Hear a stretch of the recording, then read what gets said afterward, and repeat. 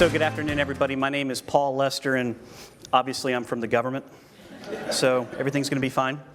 I am a little bit of a rare breed. I'm a government entrepreneur. Now, don't laugh. That's a real thing. I'm going to talk to you a little bit here about leveraging data to understand the health of the U.S. Army. I want to start off with a quote. There we go. Take a look at this quote.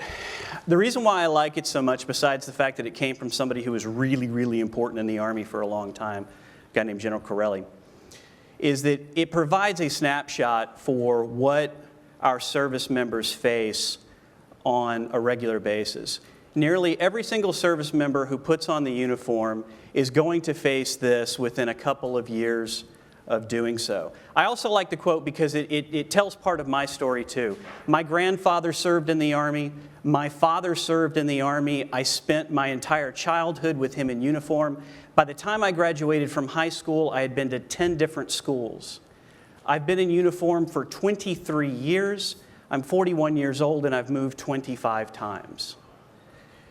This is what we deal with, and as a scientist, and I'll tell you, unlike a lot of the folks who have talked so far, I'm a pretty average scientist, and if you ask my doctoral advisor, and he'll look at my CV and he'll say, actually, Paul, you're probably below average, but that's okay. But I'm fortunate enough to manage people, some really brilliant people, on the research facilitation team in Monterey, California, and we're focused on looking at quotes like this and using the data that we have available to improve the lives of our soldiers. Using the massive amount of data that the Department of Defense sits atop to drive better decision-making, better policies, making lives of people better. It's why we get up and go to work in the morning. But most importantly, doing it safely and securely and protecting the privacy of the people who are in uniform. Because if we don't get that part right, Brian Williams is going to do a story on nightly news and we're going to be out of business the next day. Privacy of the data of our soldiers and sailors, airmen, and Marines is absolutely paramount. So let's admire the challenge for a second. You heard earlier, Department of Defense is a really large organization. It's about 7 million people. We collect data on just about everybody. Okay, everybody who's in our community, family members, actual service members in uniform, civilians, we collect data on a lot of folks. Department of the Army, that's primarily what I focus on, although we do work for all of the services. We're about 3 million people total. And you can see the scale of our challenges are massive, okay? Massive. 153,000 soldiers serving in the Army today have 3 or more combat deployments. Post-traumatic stress disorder costing the government $5 to $6 billion a year to treat. 300 suicides. Google is a big company. Some of the companies that you represent are very, very big. Department of Defense is a lot bigger, and we can see things that you can't. And we have the resources we can marshal resources to try to address some of these challenges. Just look at the cost of attrition in Army basic training. It's $400 to $600 million a year. What if we could do that just 10% better? That'd be like a paycheck for the average guy working here in Silicon Valley, right? Yeah? No? A little too close to home? Does that hurt? Yeah, okay. Hey, look, I get a government paycheck, all right? So, but we can use data to do this just a little bit better. So, back in 2008, the Army senior leadership said, well, obviously there's an answer to all of this. We're just going to make everybody resilient, right? That's the answer. We're just going to be resilient, psychologically healthy and resilient. That's clearly the answer.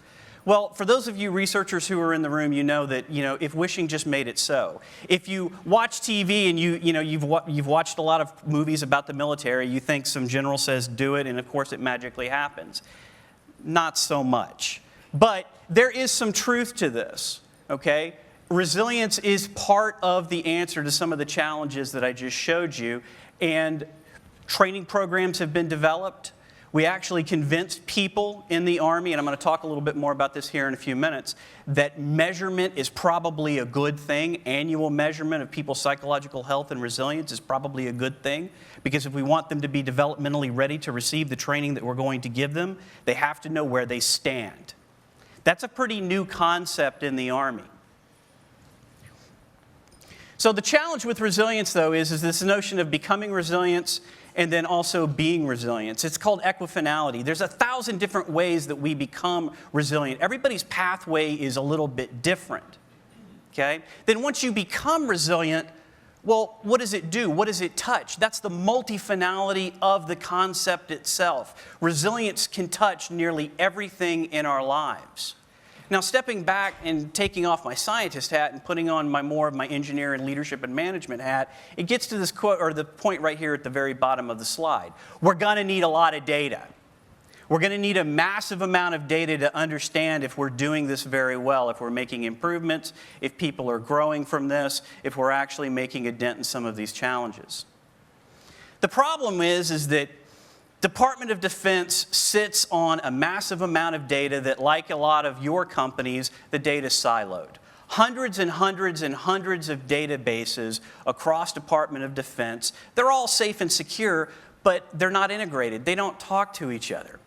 Well, what if we created a place where we could work, where we could integrate all of that data, de-identify it, secure it, allow people who are cleared to have access to it, access it from anywhere in the world, and never download it to their laptops. We've all heard the story of the government worker who goes to 7-Eleven with a laptop in their car. They jump out, they go buy something to drink, they come back, their car's been broken into, and 1.8 million people's protected health information is now out there.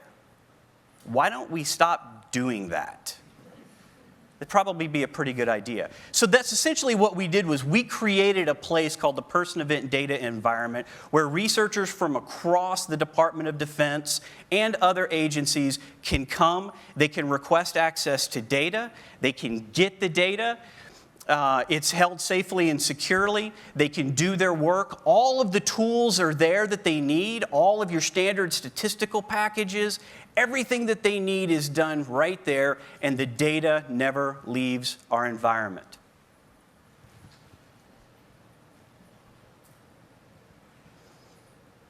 Here's some of the data that we've got right now.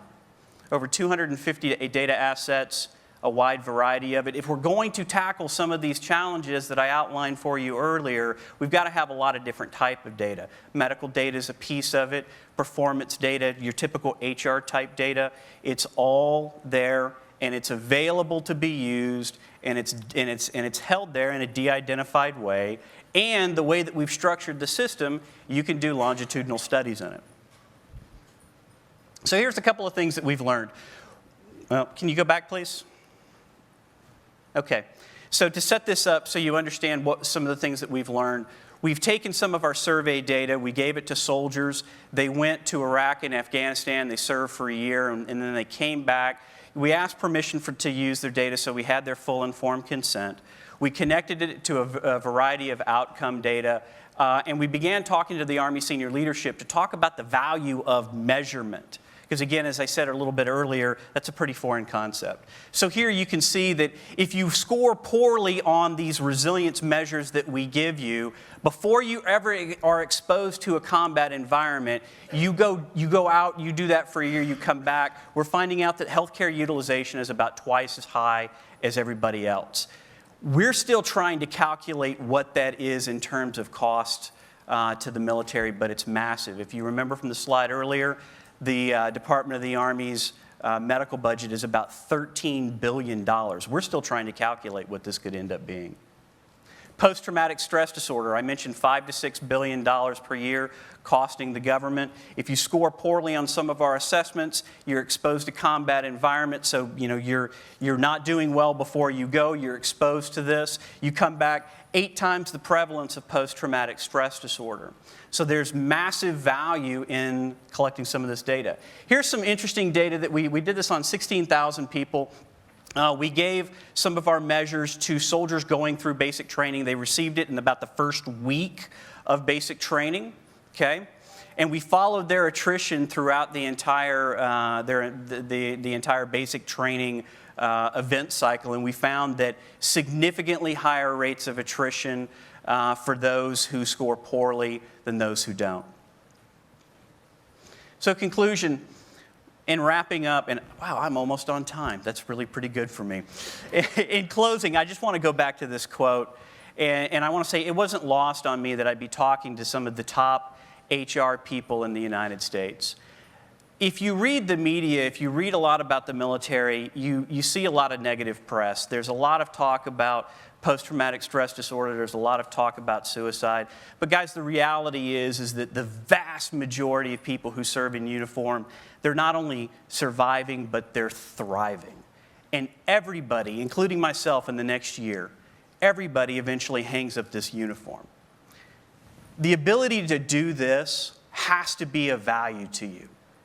It has to be of value to you.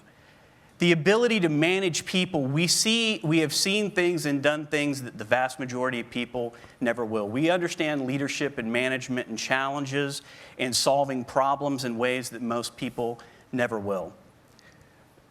We are your sons and your daughters. We are mothers and we are fathers. We are citizens. We are your neighbors. And while we appreciate it when you stop us and thank us for our service, and 17 of you have done that for me today, what we would really appreciate more is an opportunity when we hang up the uniform. Stated differently, higher of ed. Thank you.